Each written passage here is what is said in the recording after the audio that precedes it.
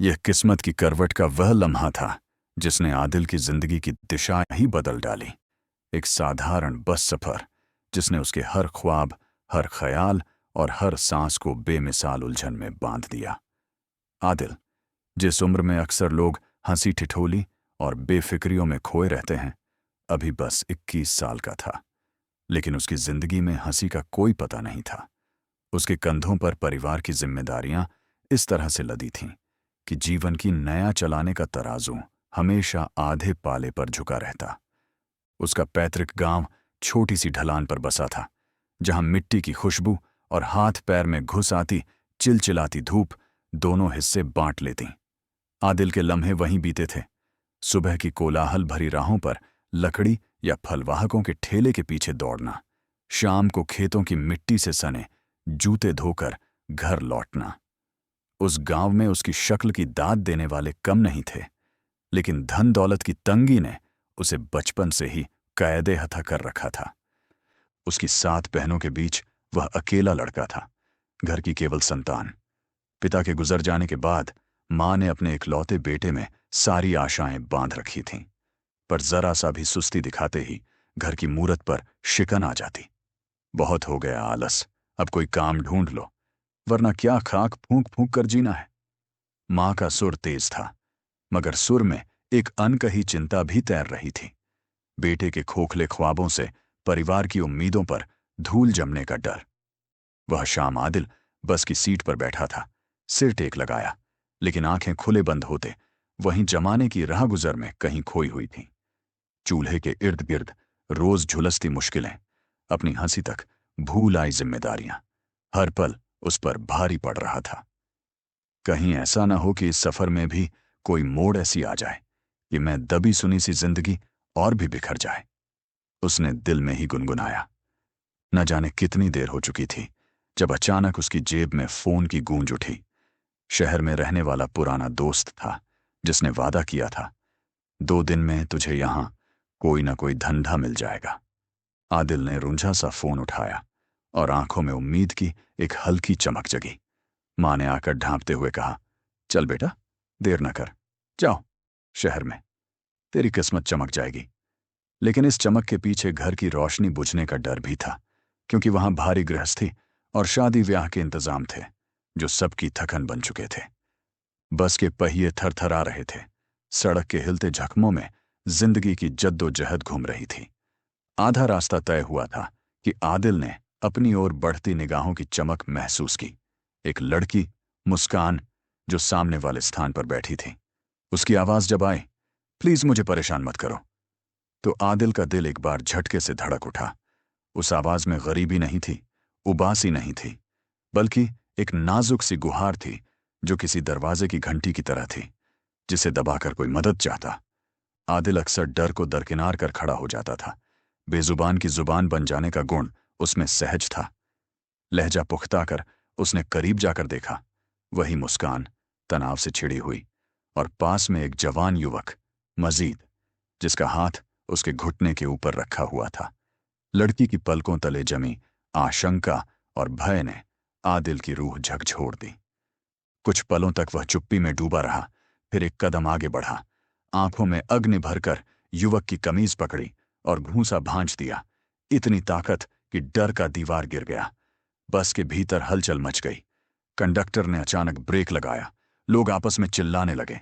आदिल का गुस्सा उतना ही तेज था जितना कि उसकी मोहब्बत इंसाफ के लिए। कैसे हिम्मत हुई तूने बेबस लड़की की तरफ ऐसी नजर उठाने की? मैं तुझे बख्शूंगा नहीं। मजीद की पहली धक्का सहकर ताल में गिर पड़ा, और जैसे ही दूसरा वार करने ही को था, युवक ने अपनी जेब से पिस्तौल निकाल दी। बस में सन्नाटा छा गया। लोग सहम गए, कोई चीखने लगा, कोई ठहर गया।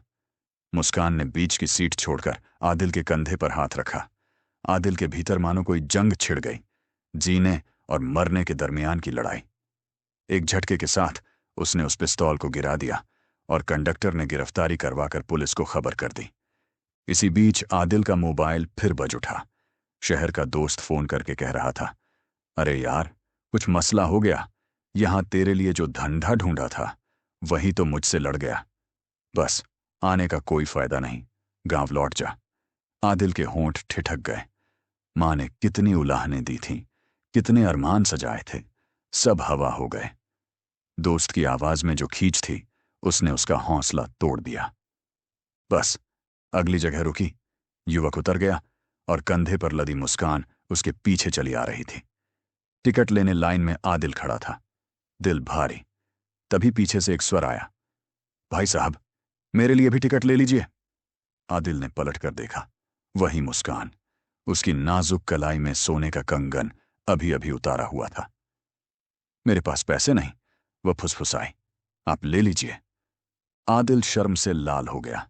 उसने कंगन लौटाने की कोशिश की, पर मुस्कान ने मना कर दिया, आंखों में आंसू और लबों पर फिक्र का पर्दा। आप मुझे अपने साथ ले जाइए, वादा करती हूं कोई तकलीफ नहीं दूंगी, बस मुझे कहीं महफूज पहुंचा दें। आदिल का दिल पसीज गया, पर जमीन के तबके की चादर फैली थी। मेरा घर, मेरी मां, मेरी बहनें, कैसे सबको समझाऊं? सबके लिए अकेले रख देकर कहां हिस्सों में बांट सकूं जनाजे सी तंगी को? उसने अंतिम बार टिकट उतारकर गिनती करने लगा कि किराया कहां तक चलेगा।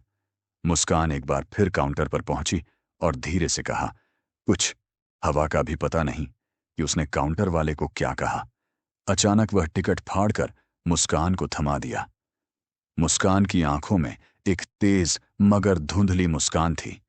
ऐसा प्रतीत हो रहा था कि उसके पास कोई और शक्ल भी थी जो अभी सामने नहीं आई थी। अब बस फिर चल पड़ी। आदिल ने सीट ली और आंखें बंद कर लीं। दिल के कोने में दर्द का डंका बज रहा था। मां की उम्मीदें, दोस्त का विश्वासघात, अपने परिवार की तंगी, सब एक ही गांठ में उलझे हुए थे। तभी एक आवाज ने उसे चौंका दिया, क्या तुमने कुछ खाया? आदिल ने आंखें खोली तो मुस्कान वहीं थी।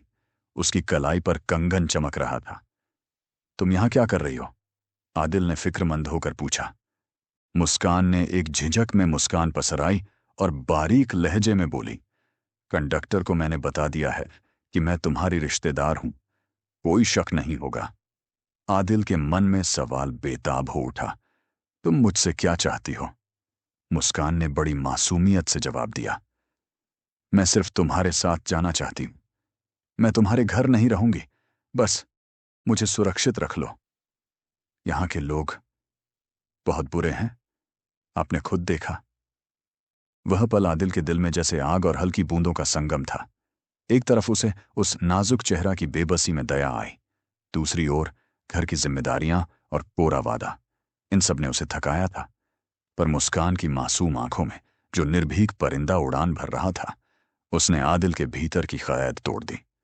उसने गहरी सांस भरी और मुंह की रेखाएं खड़ी कर लीं। ठीक है, मैं तुम्हें लेकर जाऊंगा। इसी एक फैसले ने आदिल की जिंदगी में अनहोनी तूफानी बुलंदियों को चेतक की तरह दौड़ाया।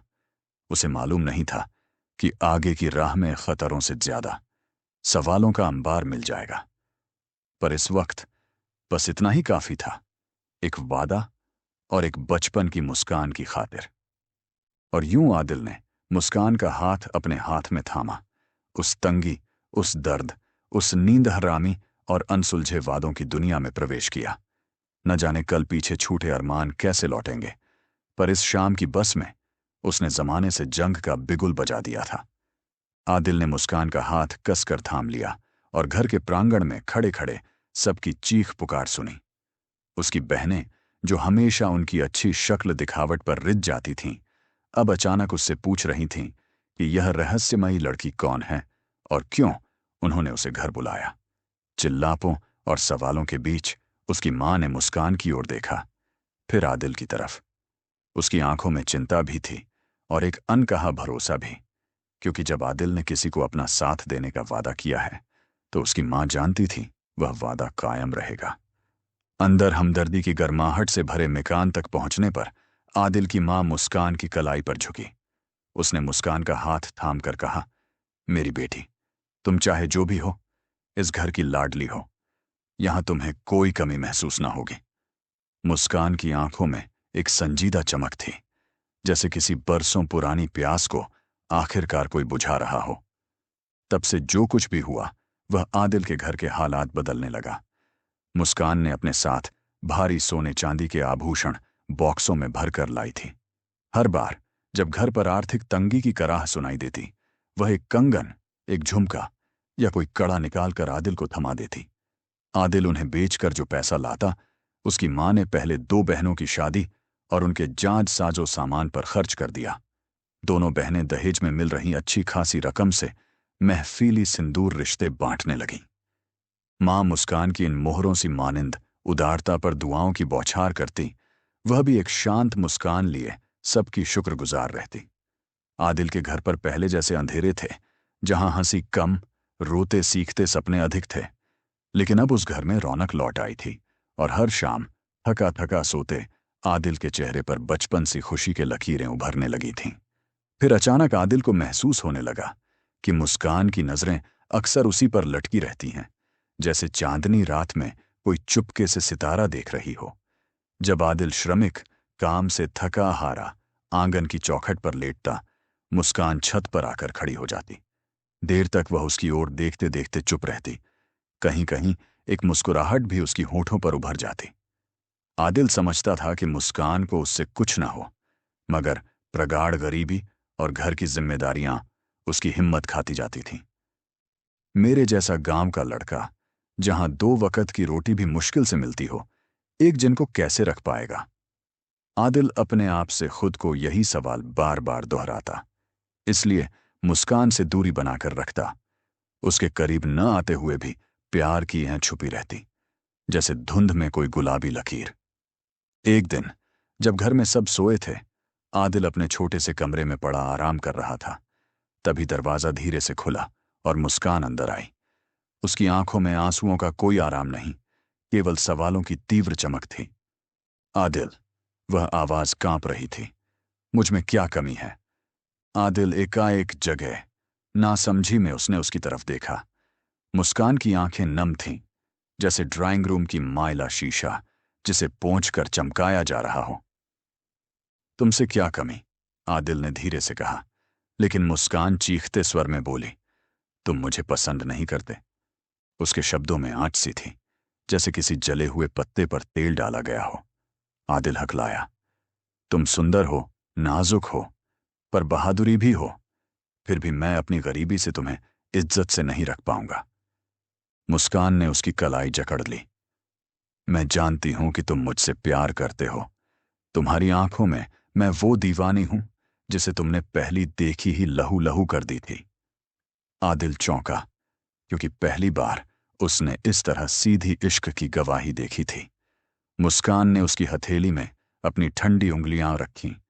एक वादा करो, मुझे अपना साथ दोगे, मैं सब कुछ ठीक कर दूंगी। उसकी प्यारी आवाज में जीवन की मिठास भरने का दम था। उसने बताया कि वह उसके सारे कारोबार संभाल लेगी, कर्ज उतार देगी और आदिल के हर सपने को पूरा कर देगी, सिर्फ एक साथ होने की शर्त पर। आदिल ने चेहरा घुमाया। और पैसों का क्या? उसने पूछा। तुम क्यों मानो कि मेरी किस्मत एक जिन की तरह चमक जाएगी? मुस्कान ने धीमे से मुस्कुराकर कहा, शायद सच भी हो, क्योंकि मैं जिन हूं। उसने यह कहते ही अपना चेहरा गहरा कर लिया, जैसे हवा में उखड़ी परतें एक दूसरे से टकरा रही हों। आदिल अब सीधा हंस पड़ा। अगर तुम्हारी जादू से मेरी किस्मत चमक गई, तो किस्मत वालों की कहानी हम सबको सुननी ही होगी। मगर मुस्कान का चेहरा संजीदगी से भर गया। जब मैं बस में तुम्हारे पास आई थी, तो मैंने तुम्हें इम्तिहान में डाला था। मैंने उस आदमी पर अपना जादू किया था, ताकि तू अपनी हिम्मत दिखाए, और तुमने दिखा दी। आदिल की रगों में सुन्नपन दौड़ गया। उसका दिल धड़क उठा, जैसे किसी खतरनाक गीत पर थिरक रहा हो। मुस्कान ने धीरे से कहा, मैं तुम्हें अपनी जाति का नहीं होने दूंगी, चाहे जो भी हो जाए। मैं तुम्हें मेरे हाथों से निकलने नहीं दूंगी। आदिल ने ठंडी सांस ली। तुम दूर रहो। वह शब्द एक दस्तक की तरह हवा में गूंजे। मुस्कान का चेहरा तैतलन सा कांपा, जैसे एक नाजुक परिंदा उसकी खुली हथेली में सिमट गया हो। अगर तुम पास नहीं आते, तो मैं तुम्हारी दुनिया गुलजार कर दूंगी, दौलत और नाम, सब कुछ। मुस्कान के शब्द बिजली की तरह गुजर गए। अगले दिन जब आदिल की मां ने मुस्कान के लिए रिश्ता ढूंढने की बात की, आदिल के सीने में आग सी भर गई। उसने जोरदार लहजे में कहा, मेरे रहते रहते किसी और का क्या मामला? ये लड़का मेरा है। मां ने झिझक कर मुस्कान को देखा, जिसका गाल फौरन गुलाबी हो उठा। लेकिन यही लम्हा दो लोगों के बीच खिल्ली गुलबहार की तरह दिखता था, जहां हवा अचानक बदल गई हो। मुस्कान की हरकतों पर आदिल को शक होने लगा। कुछ रातें तो वह घर में नहीं होती थीं। आदिल पूछता तो मुस्कान मुस्कुराकर कहती, ये थोड़ी सी मायलो हो गई। पर मन सूझता रहा कि कोई राज है। एक रात आदिल की तबीयत बहुत खराब थी। बुखार ने जकड़ रखा था।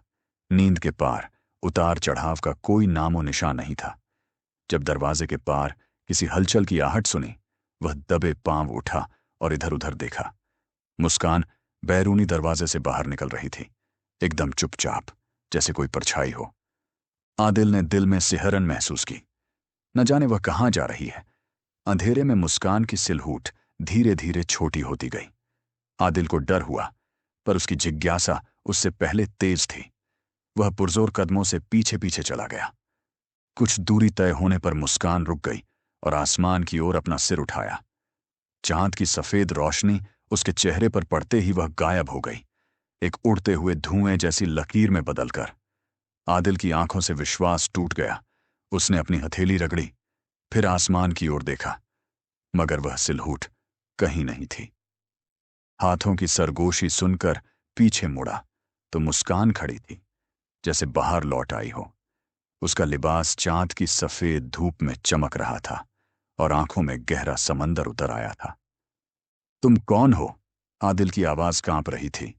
मुस्कान ने नर्म स्वर में कहा, तुम्हें क्या लगता है? मैंने जादू का वादा किया था। तुमने नहीं माना, पर आज तुम देख रहे हो। उसने आगे बढ़कर कहा, मैं एक जिन हूं, जिसे इंसानों की दुनिया में ठहरने की सजा मिली है। तुम्हें पहली नजर में देखा, तुम्हारी वीरता ने मन मोह लिया। मैंने तुम्हारी परीक्षा ली थी और तुम्हारी वफा ने मेरी दुनिया बदल दी। आदिल को अपने कानों पर यकीन नहीं हो रहा था। एक जिन अपनी हकीकत खोलकर खड़ी थी। मुस्कान का चेहरा तसल्ली से भर गया। अब तुम मुझसे डरने की बजाय मेरा साथ दो। मैं तुम्हारी किस्मत में सोने चांदी की नदी बहा दूंगी। आदिल ने पीछे हटकर पूछा, मगर मैं कैसे करूंगा? मुस्कान ने अपनी हथेली में उसकी ठंडी उंगलियां रखीं। मैं तुम्हें तिजोरी और दरबार दूंगी, नाम और निशान दूंगी।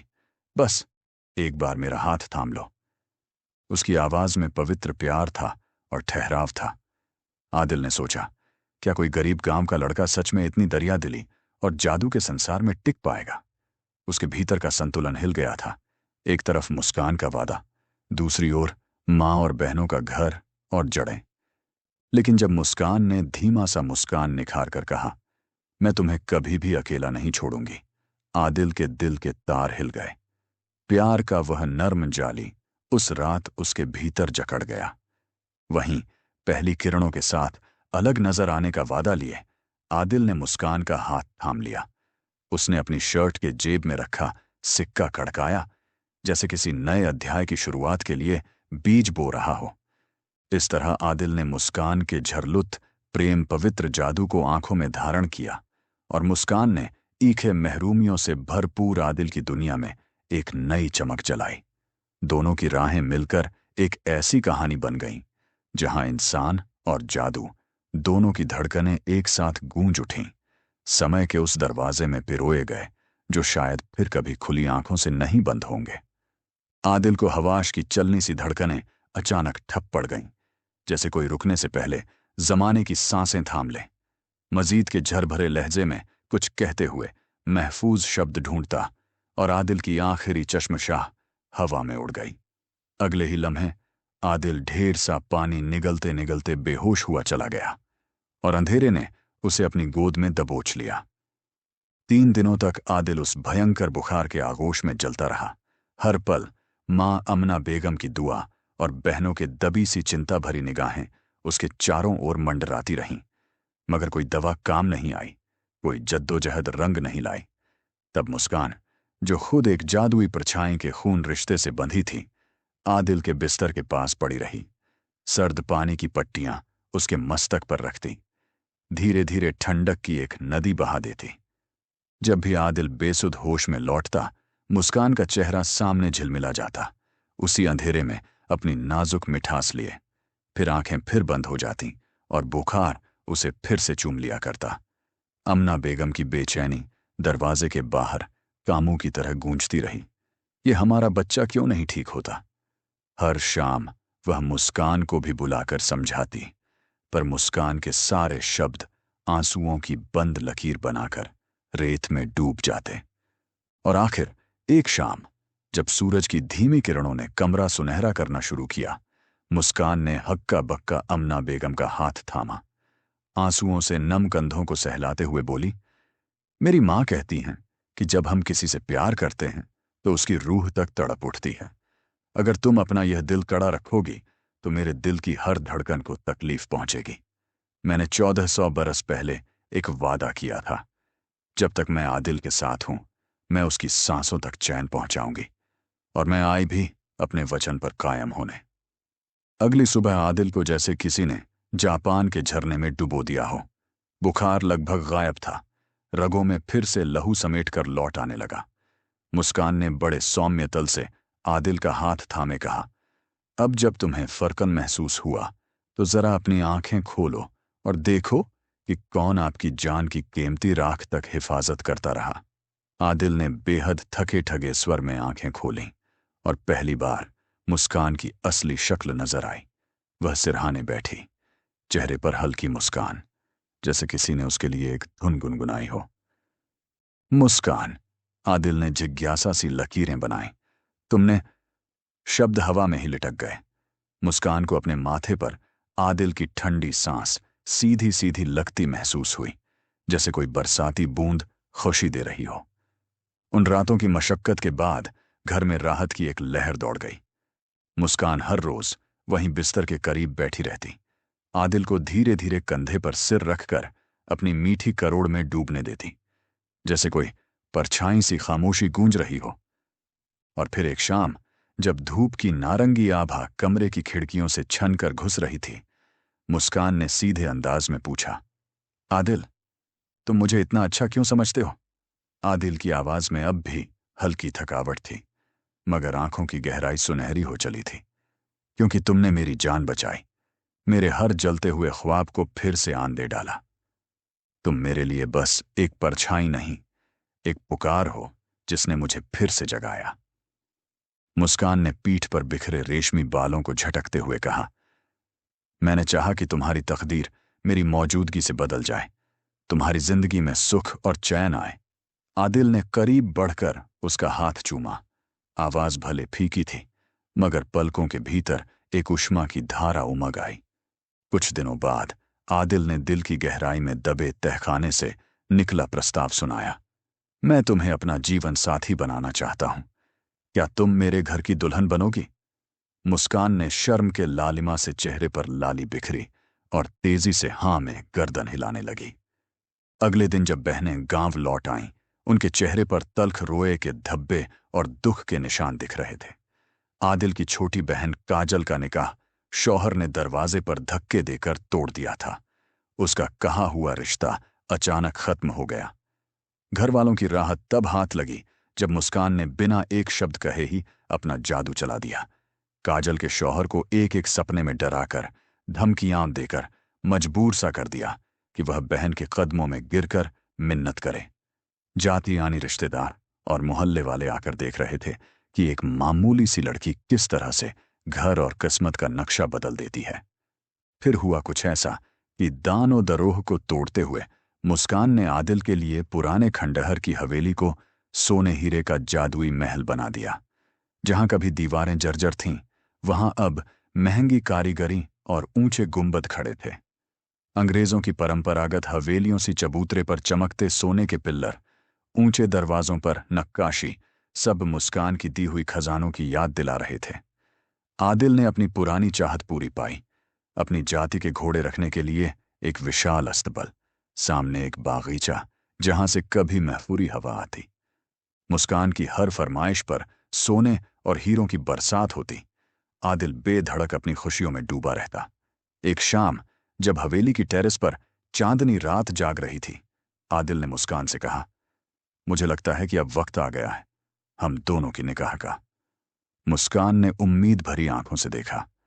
तो चलिए माँ अम्मा की इजाजत लेते हैं। आदिल ने सिर हिलाया। हाँ, बस यही सोच रहा था कि तुम्हारी एक छोटी बहन की शादी पहले हो जाए। फिर मुस्कान बोली, मैं माँ से बात कर चुकी। I've got everything under control। मगर दूसरे दिन जब अमना बेगम ने मुस्कान को अपने कमरे में तलब किया तो वो धड़कनें फिर उठ खड़ी हुईं। अमना बेगम ने आंसुओं के सुर में कहा, यह जो तुमने इस घर में किया वह सब कुछ अजीब है। मैंने देखा है तुम्हें बेचैन रातों में अंधेरे में गायब होते। कहाँ जाती हो? कौन सी दुनिया में? मुस्कान ने विनम्रता दिखाते हुए सर झुकाया।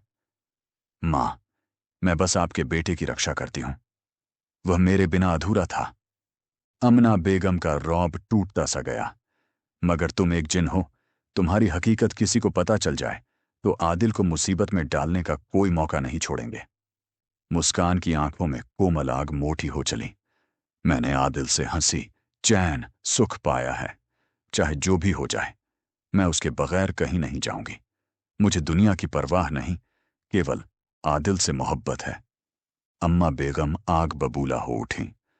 तुम अपनी औलाद का खून पीने आई हो, पर तुम जादू की नजरों से इस घर में उजाला कैसे कर बैठी? मुस्कान ने गम के आंसू झटकते हुए कहा, मां, मैंने इश्क को चुना है, किसी रस्म रिवाज को नहीं। अगले ही दिन अमना बेगम ने जिला के मशहूर आमिल के पास फरियाद भिजवाई। जब आमिल ने मुस्कान के खानदान वालों को बुलवाया तो सबने अपनी अपनी साजिशों की कलम चला दी। यदि तुमने आदिल से शादी की तो तुम्हें महज मिट्टी के आदमी की जिंदगी जिया पड़ेगा, और वह तुम्हारे जादू की आग से घायल होकर अधिक दिन जीवित नहीं रह पाएगा। मुस्कान ने सबकी आंखों के सामने सिर उठाया। मेरी मोहब्बत गलत नहीं, और न मैं अपने प्यार से पीछे हटूंगी, चाहे मौत की नींद लेना पड़े। इस ठोस इरादे ने पूरे गांव में भूचाल ला दिया। अंततः मुस्कान ने अपने खानदान का हर बंधन तोड़ डाला, आमिल की धमकियां ठुकरा दी और एक रोशनी सी खामोशी लेकर हवेली लौट आई। अगले दिन सुबह सूरज की पहली किरण थी जब आदिल ने हवेली के मुख्य दरवाजे पर मुस्कान को ढूंढा। वह वहां नहीं थी। हवेली के हर कमरे में वो धुंधली सी गंध फैली थी, मानो किसी ने चंदनों की खुशबू हवा में छोड़ दी हो। और फिर हवेली की तलहटी में एक ताजा पुष्प के साथ पढ़े एक कतरे सी चिट्ठी मिली। मेरे आदिल, मैंने अपनी सारा जीवन तुम्हारी खुशी के लिए कुर्बान कर दिया। अब मुझे जादू की उलझनों में कैद न रखना। अपनी राह पर आगे बढ़ो, क्योंकि इस दुनिया में तुम्हें सभ्रता, इंसाफ और मोहब्बत सब उसी रूप में मिलेंगे जो तुम्हारे काबिल हैं। याद रखो, मैं हमेशा तुम्हारे दिल की सबसे कोमल धड़कन रहूंगी। आदिल की आंखों से आंसू लुढ़क पड़े। वह जान गया कि मुस्कान की आखिरी परछाई हवेली की खिड़कियों को चूम कर जा चुकी थी। उसने कभी यह न सोचा था कि जिनकी आग में जलकर भी कोई इतना पवित्र तिलिस्म छोड़ जाए। इस तरह मुस्कान ने अपने प्यार की अंत्य यात्रा पूरी की, और आदिल ने जिंदगी भर चाहा कि वह फिर कभी लौट आए, उन बेनाम धड़कनों में जो हवेली की हवाओं से गूंजती रहीं।